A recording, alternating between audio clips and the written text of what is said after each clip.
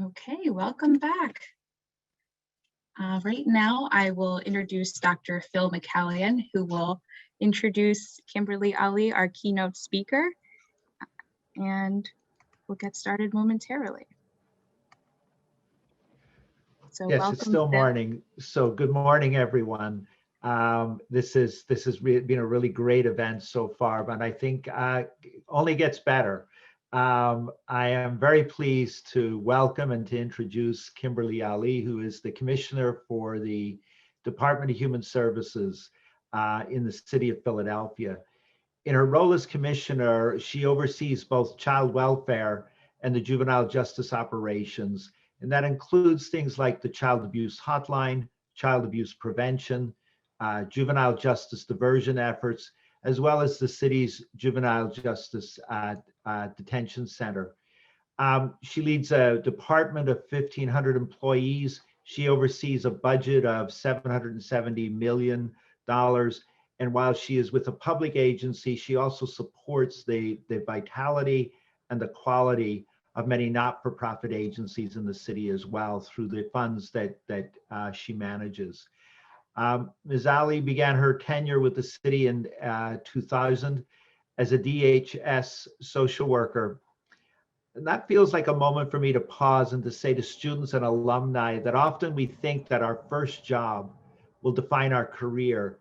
And I think in Commissioner Ali's case, that is true. She's never forgotten that connection with individual families and with children. As she rose through the ranks of DHS, she also exemplifies what I often speak of in the careers of social workers. Within a short time, you may be called upon to assume leadership positions. In Commissioner Ali's case, these have included Director of Provider Relations and Evaluation, Director of Provider Relations and Evaluation of Programs and Operations, Director for Ongoing Services in the Children and Youth Division. More recently, she was Deputy Commissioner for Child Welfare Operations. I also think too that as students think about the courses they're taking, sometimes they may wonder, will I ever use that particular course and the content that was presented there?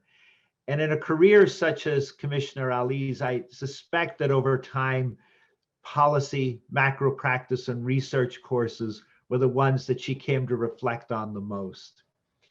Commissioner Ali's career has been one of considerable and important achievement. Among her most notable achievements have been her work to reduce the number of children in placement by 1,400, and ensuring that more children are placed with their families, that we're connecting families to prevention services to safely divert them from the Department of Human Services, and increasing community-based alternatives to detention. Commissioner Ali holds a BA in criminal justice and a master's in social work from Temple University. We've talked many times. She is a proud graduate, and we are proud of her. Commissioner Ali. Good morning. Thank you for that introduction. Sometimes when I hear my bio, I look around to say, who are they talking about? Because I am just a young lady born and raised in Philadelphia, in South Philadelphia, and I love the city of Philadelphia. So again, I thank you for that introduction. So while my position is Commissioner of the Philadelphia Department of Human Services, my profession is a social worker. I am a social worker. I am a public servant. And as a public servant, I am honored and extremely humbled to be speaking to you today about building a career in public service. However, before I go any further, let me extend some acknowledgements. I want to thank the Temple College of Public Health Professional Development Committee, the members of the Board of Visitors, the Alumni Association Board, and finally, special thanks to Brian Lindbergh, Marvin Nichols, and Jasmine Edwards for all of the work that you put into making this day happen. Again, I thank you for extending an invitation to me. Much like some of you, my career path was not crystal clear when I graduated from Temple with my undergrad degree in criminal justice. To be honest, I would describe my career path as a bit murky. In May of 1996, I found myself a graduate without a job. I thought that I was going to go into law enforcement, hence my undergrad degree in criminal justice, but I soon realized that this young lady from South Philadelphia was afraid of guns. So instead of going into law enforcement, I discovered social work, or should I say social work discovered me. My first job was as a residential counselor in a placement facility. Hats off to people who can serve in congregate care facilities, because I quickly learned that serving in a residential placement was not a good fit for me. To be honest, I lasted only 30 days in that job. This leads me to my first point in terms of my journey to public service. You must know when a job is not the right fit, or when it is no longer a good fit, so that you do not do a disservice to people, families, or communities. As I continue my journey to public service, I found myself unemployed yet again. So I started my job hunt a second time. This time I was able to get hired as a social worker, working with families who had a report of child abuse or neglect. These families needed services to help their children in their homes and communities. I must admit that I absolutely loved that job. I was working in the community, helping families. How empowering.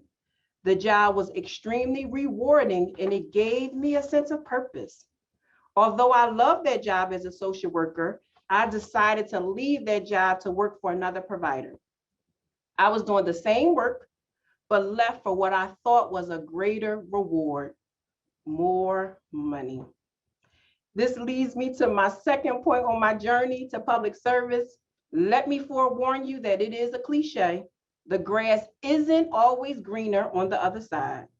I left one agency to work for another agency simply for more money. But I soon found out why I got a higher salary at the second job. The first job had the administrative infrastructure to support me as a social worker versus the second job. Much like our families that we serve at DHS need a supportive network of family members and friends, so do social workers. I was making more money at the second provider, but I didn't have the necessary supports to make me as successful of a social worker. However, I learned a lot from the second job. It taught me work-life balance because I was working non-stop. I had to learn to create boundaries between my professional self and my personal self in order to avoid burnout. The need was so great in the communities. Although I loved being a social worker, I eventually left that job too. Y'all get this pattern, right? However, this time was different. As opposed to searching for another job, I decided to go back to school for my master's degree in social work. Going back to school was certainly a significant stop on my path to public service. Shortly after graduating with my master's degree in social work, I began working at the Philadelphia Department of Human Services as a social worker in a family service region. This was in 2000. This position gave me an opportunity to work with children and families to either prevent them from being removed from their homes or to reunite them with their families or with another forever family. Although there is a tremendous amount of stigma attached to DHS, given our mandates around the safety of children, from my first day of employment, I embraced my role as a DHS social worker. I was determined, even as a social worker on the front lines, to make a difference in the lives of families. I would do this family by family, advocating and supporting them, showing them the respect and dignity that they rightfully deserved, listening to youth and parents and allowing them to develop their own paths out of the child welfare system, and serving them. Yes, I was there to be of service to them. What I learned at DHS was that I am a true public servant. No matter what position I held, I was there to be of service. So whether it was on an individual level, while I was a social worker serving families in their homes and communities, or on the macro level, Phil, as commissioner, I am at DHS to be of service. My desire to serve is grounded in social justice to ensure that people who are marginalized, discriminated against, and overlooked have equal access.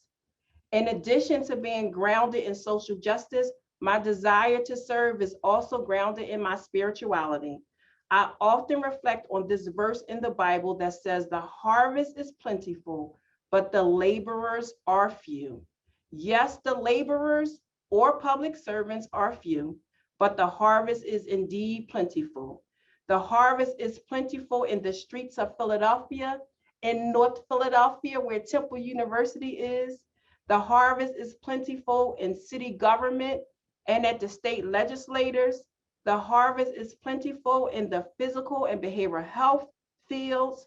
The harvest is plentiful in Congress and even at the White House. So there is enough work for all of us to do. Please know that under no circumstance am I saying that the journey as a public servant is easy. There are certainly days that I feel like I can't do another thing. I can't respond to another email or attend another Zoom meeting, of course not this one, or even answer another telephone call. And you too may feel like that. But when I am feeling that way, that leads me to my third and final point on my journey as a public servant, remembering the why. So I disconnect and I reflect on the why. Why am I working at DHS? Reflecting on the why is important because you are reminded that you are in your role to serve, to help, to make a difference in the lives of people who are often overlooked, voiceless, disempowered, and traumatized. Remembering the why provides me with renewed energy to keep serving. In closing, I would be remiss if I didn't do a shameless plug because DHS is always in need of public servants. So if you are interested on embarking on a journey as a public servant, you can go on the City of Philadelphia's website and click on the tab that says Jobs. Again, I want to thank you for allowing me to speak to you today. I am happy to answer questions. However, let me start with the first question for all of you. Are you ready to serve? Thank you. Thank you, Kimberly. We are so grateful for your time today and for this outstanding presentation. We did have some questions pop up, and I will pull them up shortly. So as you navigated your first few years out of college and really determined which professional direction that you wanted to move into, many of our attendees are seniors or recent alumni who are in that same process right now. What advice do you have for graduates who are navigating the job search and are feeling uncertain about their next steps?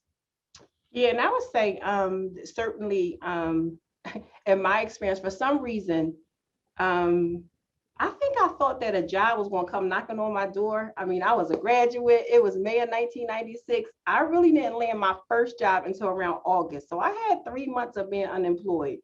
And then I was like, wow, like I need to get a job, right?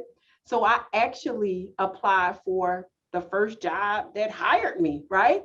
So I would say there is nothing wrong with exploring because sometimes you're not sure. I thought for sure if I go back to my 8th grade graduation book, I thought for sure that I was going into law enforcement. You couldn't tell me anything different, that I was going into law enforcement. I was fortunate enough in my undergrad career at Temple to land an internship at the Drug Enforcement Administration. Again, thought I was going to go into the Drug Enforcement Administration or FBI.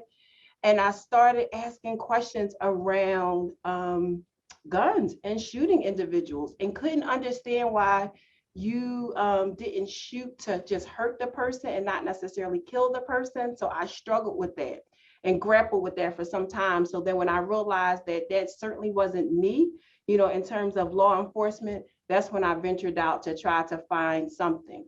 But as I indicated when I first started talking, when I landed a job in residential services, it wasn't a good fit at all. The training was phenomenal. I loved the young ladies that I was working with, but it takes a special person to work in residential. That's why I give them all of, the kudos, all of the respect to care for someone, 8 to 12, sometimes even 16 hours a day is a lot. So I would say that exploring is nothing wrong with exploring.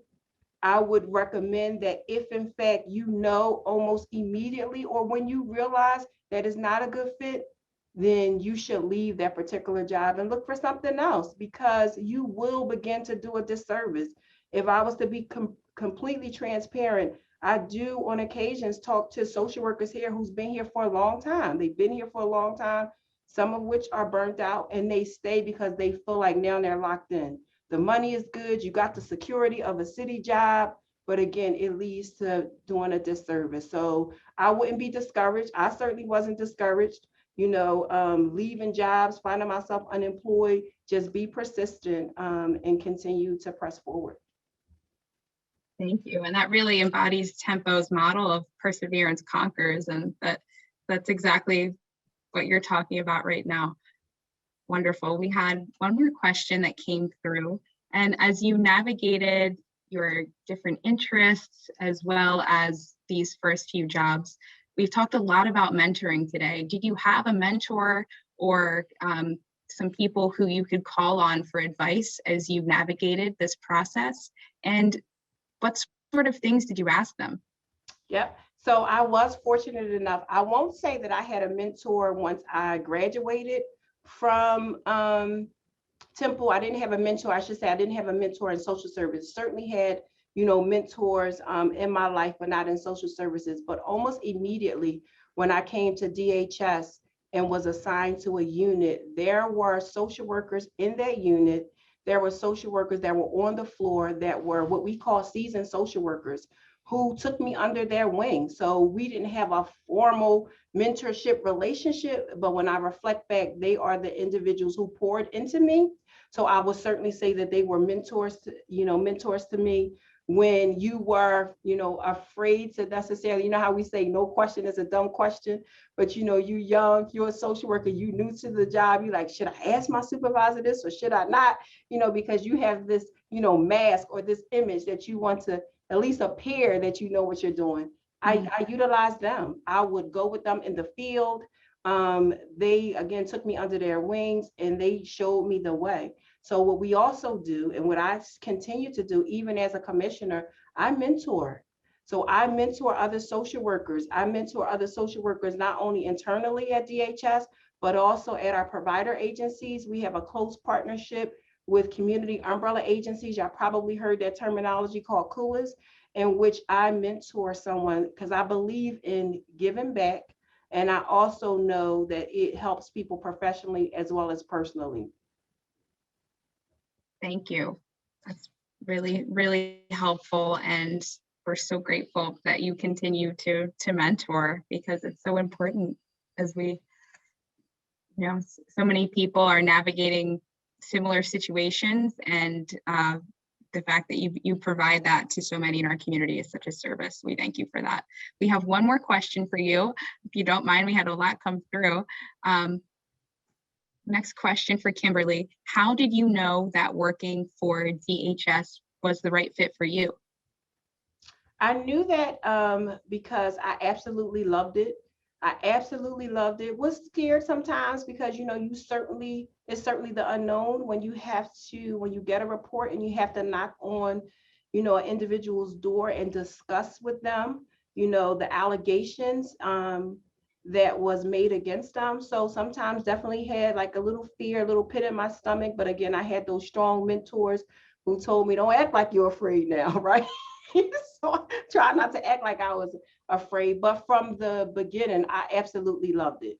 It was definitely hard work, but it was so rewarding to me. And then I always had in my head, because I was familiar with the stigma attached with DHS, I always had in my head to be respectful. Even when parents are upset, because when I think about it, I have a daughter.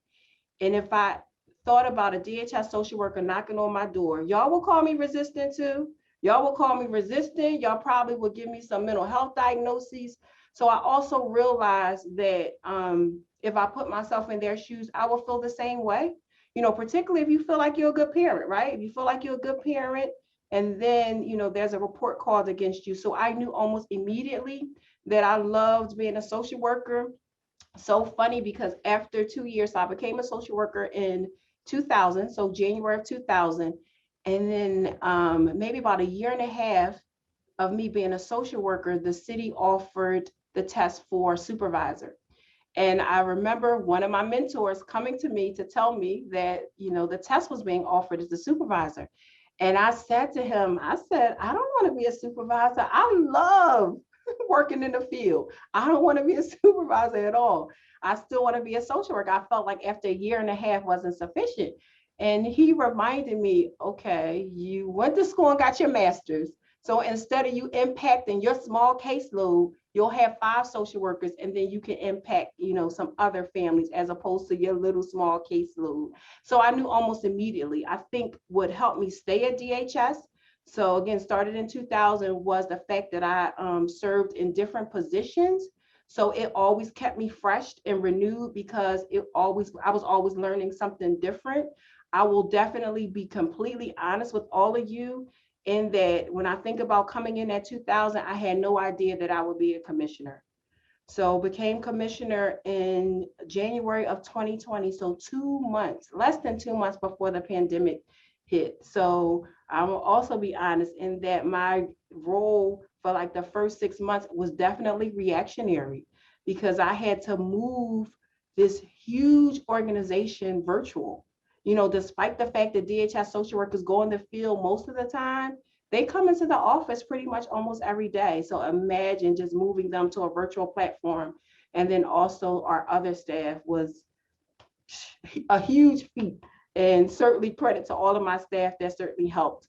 But I knew almost immediately that social work was the right job for me. And even when I was in the the private sector, as a social worker going to families' homes, I knew, you know, almost immediately then too, you know, and the families educated me. My staff laugh at me because I have so many funny stories, you know, me trying to navigate, you know, me developing as a social worker. The family certainly gave me a run for my money, and I loved every bit of it. Outstanding. Well, Kimberly, thank you for sharing how you've navigated your career path, and for all of the important equity and social work that you do for families and youth in Philadelphia.